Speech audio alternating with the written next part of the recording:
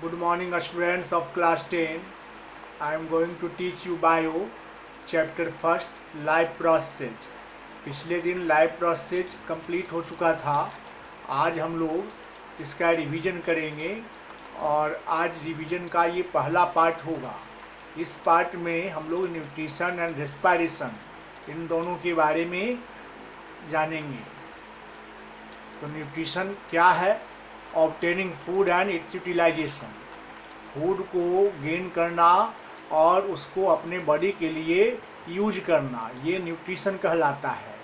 जबकि रेस्पिरेशन इसी फूड के यूटिलाइजेशन का एक पार्ट है। फूड से हम लोग को एनर्जी मिलता है, तो फूड से एनर्जी को पाने का जो प्रोसेस है वही रेस्पिरेशन कहलाता है। Breaking down of food to release energy. और ये दोनों ही प्रोसेस एक दूसरे का कम्प्लीमेंट्री प्रोसेस है। Nutrition and respiration both are complementary process. क्यों?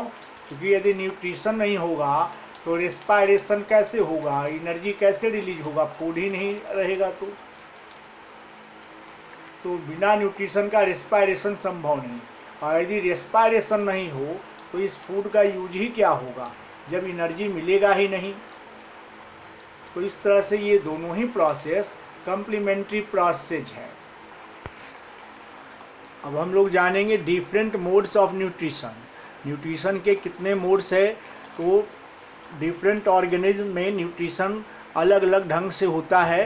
न्यूट्रिशन दो प्रकार का होता है, autotrophic nutrition and heterotrophic nutrition.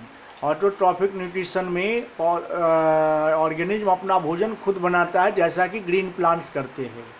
जबकि हेटेरोट्रॉफिक न्यूट्रिशन में ऑर्गेनिज्म अपना फूड खुद नहीं बनाता बल्कि दूसरे ऑर्गेनिज्म से फूड गेन करता है। और ये हेटेरोट्रॉफिक न्यूट्रिशन भी कई प्रकार का होता है। होलोजोइक न्यूट्रिशन, जिसमें ऑर्गेनिज्म कम्प्लेक्स फूड गेन करता है दूसरे ऑर्गेनिज्म को मारकर। दूसरा है पैरासाइटिक न्यूट्रिशन, जिसमें ऑर्गेनिज्म दूसरे ऑर्गेनिज्म से फूड गेन करता है लेकिन विदाउट किलिंग, बिना मारे। और तीसरा है सैप्रोफाइटिक न्यूट्रिशन, जिसमें कोई भी ऑर्गेनिज्म दूसरे ऑर्गेनिज्म से लिविंग ऑर्गेनिज्म से फूड गेन नहीं करता है बल्कि dead organic matter, dead bodies of plants and animal से वो अपना फूड गेन करता है। तो इसको सैप्रोफाइटिक न्यूट्रिशन कहते हैं। अब हम लोग जाने ऑटोट्रॉफिक न्यूट्रिशन, जो ग्रीन प्लांट्स में होता है। चूँकि ग्रीन प्लांट्स अपना भोजन खुद बनाते हैं इसलिए वो ऑटोट्रॉफ्स कहलाते हैं। और जो फूड बनाने का जो प्रोसेस है ग्रीन प्लांट्स के द्वारा, उसको हम फोटोसिंथेसिस कहते हैं। The process of making food by green plants in presence of sunlight is called photosynthesis. चूँकि फोटो मीन्स लाइट होता है, चूँकि इस फूड सिंथेसिस के लिए लाइट जरूरी है, इसलिए इसको हम फोटोसिंथेसिस कहते हैं। इस फोटोसिंथेसिस में ग्रीन प्लांट्स CO2 गैस लेते हैं एटमॉस्फेयर से और वाटर का यूज करके सनलाइट के प्रेजेंस में क्लोरोफिल के हेल्प से ग्लूकोज बनाते हैं और ऑक्सीजन रिलीज करते हैं। तो ये CO2 और ऑक्सीजन का जो ये रिलीज है, एक्सचेंज ऑफ गैसेज है, वो स्टोमाटा लिप्स में जो टीनी पोर्स होते हैं, स्टोमाटा कहते हैं उसको, स्टोमाटा के थ्रू एक्सचेंज ऑफ गैसेज होता है। इस फोटोसिंथेसिस में 3 इवेंट्स जो है बड़ा ही इम्पॉर्टेंट है। 3 इवेंट्स होता है, यानी फोटोसिंथेसिस के 3 मेन इवेंट्स है, ये जानना बहुत ज़रूरी है। पहला स्टेप है सनलाइट को एब्जॉर्ब करना, टू एब्जॉर्ब सनलाइट या solar energy and convert it into chemical energy. Photosynthesis में ग्रीन प्लांट्स या कहें क्लोरोफिल सोलर एनर्जी को एब्जॉर्ब करके केमिकल एनर्जी में कन्वर्ट करते हैं। ये पहला इवेंट्स है। और दूसरा इवेंट है उस एनर्जी का यूज करके वाटर मॉलिक्यूल्स को तोड़ना, स्प्लिटिंग ऑफ वाटर मॉलिक्यूल्स। इस प्रोसेस को फोटोलाइसिस कहते हैं। ये सेकेंड स्टेप हुआ। और इसी वाटर मॉलिक्यूल्स के टूटने से जो ऑक्सीजन बाहर निकलता है वही ऑक्सीजन फोटोसिंथेसिस में रिलीज आउट होता है। थर्ड स्टेप CO2 गैस जो लिया जाता है, एब्जॉर्ब किया जाता है, उस CO2 का रिडक्शन होता है और उसी रिडक्शन से ग्लूकोज बनता है। CO2 के रिडक्शन से ग्लूकोज बनता है। ये थर्ड स्टेप है और ये फाइनल स्टेप है। तो इस तरह से फोटोसिंथेसिस जो है एक सिंगल रिएक्शन नहीं है, बल्कि इसमें कई रिएक्शंस होते हैं। कुछ रिएक्शंस के लिए लाइट का होना ज़रूरी है, इसलिए उसको लाइट रिएक्शन कहते हैं। जैसे ऊपर का जो दो प्रोसेस था, absorption of solar energy to change it into chemical energy, और दूसरा जो था स्प्लिटिंग ऑफ वाटर मॉलिक्यूल्स, ये दोनों स्टेप जो है लाइट के प्रेजेंस में होते हैं। लाइट इनके लिए जरूरी है, इसलिए इसको लाइट रिएक्शन या लाइट फेज कहते हैं। जबकि तीसरा स्टेप जो CO2 का रिडक्शन है, जिसमें कि फूड का फॉर्मेशन होता है, ग्लूकोज का फॉर्मेशन होता है, वो तीसरे स्टेप के लिए, रिडक्शन ऑफ CO2 के लिए लाइट का होना कोई ज़रूरी नहीं है। इसीलिए थर्ड स्टेप को डार्क फेज या डार्क रिएक्शन कहते हैं। अब हेटेरोट्रॉपिक न्यूट्रिशन में जो सबसे मेन न्यूट्रिशन है वो होलोजोइक न्यूट्रिशन है। ह्यूमन बींग्स में होलोजोइक न्यूट्रिशन होता है, चूँकि हम लोग कम्प्लेक्स फूड लेते हैं और उसका डाइजेशन बॉडी के अंदर करते हैं। होलोजोइक न्यूट्रिशन में 5 स्टेप्स होते हैं। पहला इंजेशन का मतलब टू टेक फूड इन, भोजन को अंदर लेना, जो कि हम लोग माउथ के थ्रू अंदर लेते हैं, यानी माउथ हम लोग का इंजेस्टिंग ऑर्गन हो गया। दूसरा है डाइजेशन जिसमें कि breaking down of food molecules into simpler molecules so that our cell could absorb it. Food के कम्प्लेक्स मॉलिक्यूल को सिंपलर मॉलिक्यूल में कन्वर्ट करना डाइजेशन कहलाता है, दूसरा स्टेप हो गया। तीसरा स्टेप है हम लोग के स्मॉल इंटेस्टाइन में डाइजेशन कंप्लीट हो जाता है। माउथ से शुरू होता है डाइजेशन और स्मॉल इंटेस्टाइन में आकर डाइजेशन कंप्लीट होता है। और डाइजेशन कंप्लीट होने के बाद जो भी सिंपल फॉर्म होता है, सिंपलेस्ट फॉर्म होता है फूड का, वो हमारे सेल द्वारा स्मॉल इंटेस्टाइन के इनर वॉल में जो विल्ली है उसके सहारे एब्जॉर्ब होता है और ब्लड में मिक्स हो जाता है। तो इस प्रोसेस को absorption of digested food is called absorption. ये थर्ड स्टेप हो गया। चौथा स्टेप, ब्लड इस डाइजेस्टेड फूड को कैरी करके सेल में ले जाता है, जहाँ की इस डाइजेस्टेड फूड, एब्जॉर्ब्ड फूड का यूटिलाइजेशन होता है।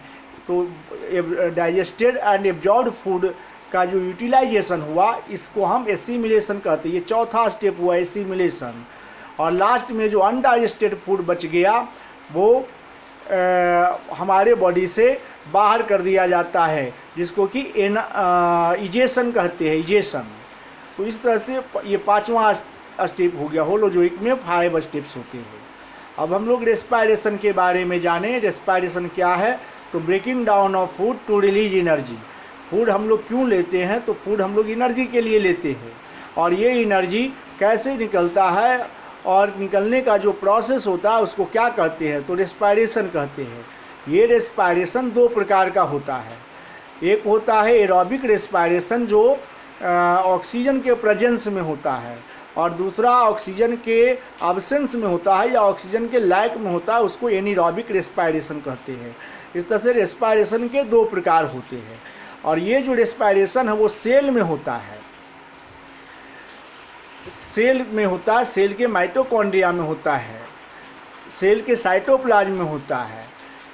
और ये जो हम लोग गैस का एक्सचेंज करते हैं, ऑक्सीजन गैस लेते हैं और CO2 बाहर करते हैं, ये जो प्रोसेस है इसको हम ब्रीदिंग कहते हैं। ब्रीदिंग और रेस्पायरेशन में डिफरेंस है। रेस्पायरेशन सेलुलर प्रोसेस है, ब्रीदिंग सेलुलर प्रोसेस नहीं है। रेस्पायरेशन में एनर्जी रिलीज होता है, ब्रीदिंग में एनर्जी रिलीज नहीं होता, बल्कि ब्रीदिंग में एनर्जी कंज्यूम होता है। ब्रीदिंग फिजिकल प्रोसेस है, रेस्पायरेशन केमिकल प्रोसेस है। तो ये ब्रीदिंग और रेस्पायरेशन में डिफरेंसेज है। कुछ लोग सांस लेना और सांस छोड़ना को ही रेस्पायरेशन समझ लेते हैं, लेकिन ये बात नहीं है। ये जो सांस लेना सांस छोड़ना है वो ब्रीदिंग है।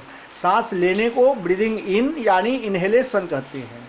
सांस छोड़ने को ब्रीदिंग यानी ब्रीदिंग आउट को एक्सहेलेशन कहते हैं। ये जो रेस्पायरेशन है इसके 3 पाथवेज हैं, इसके भी 3 पाथवेज है, 3 तरीके से होता है और ये हर तरीका जो है में 2 स्टेप होता है। ये तीनों पाथवेज का पहला जो स्टेप है वो सब में सेम होता है, सभी ऑर्गेनिज्म में सेम होता है। इसमें होता क्या है कि ग्लूकोज जो है सेल के अंदर साइटोप्लाज्म में ही पार्शियली टूट जाता है और पायरुविक एसिड या पायरुवेट बनाता है। इस प्रोसेस को ग्लाइकोलाइसिस कहते हैं। ये ग्लाइकोलाइसिस सभी जीवों में होता है और इसके बाद जो दूसरा स्टेप है ये सभी जीवों में अलग अलग होता है।